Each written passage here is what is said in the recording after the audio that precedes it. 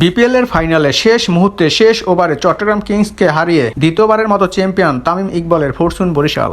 BPL এর ফাইনালে শেষ ওভারে শেষ মুহূর্তে চট্টগ্রাম কিংসকে হারিয়ে দ্বিতীয়বারের মতো চ্যাম্পিয়ন তামিম ইকবালের ফরচুন বরিশাল। টানা এক মাস চলছে বিপিএল, চলছে দেশি বিদেশি তারকার মেলা। এই বিপিএলে অনেক কিছুর হিসাব নিকাশ হয়েছে উল্টাপাল্টা।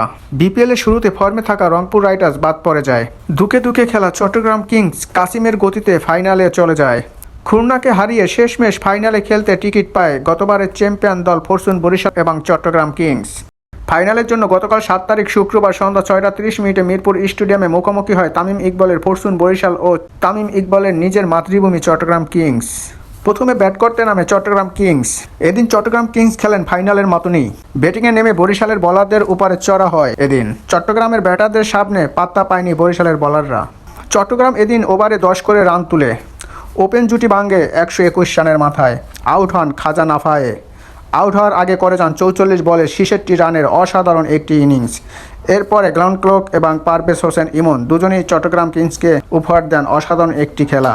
গ্রাউন্ড ক্লক করেন 23 বলে 44 রান এবং দলের হয়ে সবচেয়ে ভালো খেলেছেন পারভেজ হোসেন ইমন। দলের জন্য করেছেন 49 বলে 78 রানের একটি ইনিংস। এছাড়া শামীম পাটোয়ারি 2 বলে করেন 2 রান, হোসেন তালাত 2 বলে করেন 0 রান।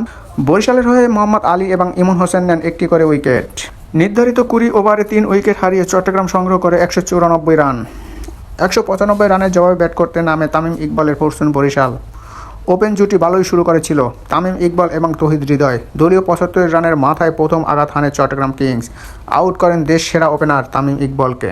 আউট হওয়ার আগে দলের জন্য করেন 29 বলে 54 রান। অসাধারণ একটি ইনিংস খেলেন ফাইনালের দিন তামিম ইকবাল। এরপরে মাঠে নামেন টি-20 মাস্টার ডেভিড মালান। কিছুই করতে পারেননি, আউট হন 2 বলে 1 রান করে।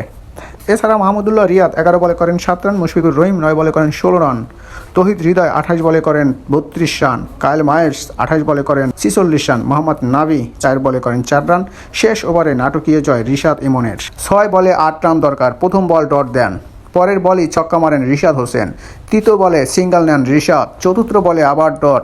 পঞ্চম বলে ওয়াইড দেন এবং এই ওয়াইডের সাহায্যে জয় পায় ফরচুন বরিশাল। এই নিয়ে টানা দ্বিতীয়বার বিপিএল এর শিরোপা জিতলেন ফরচুন বরিশাল।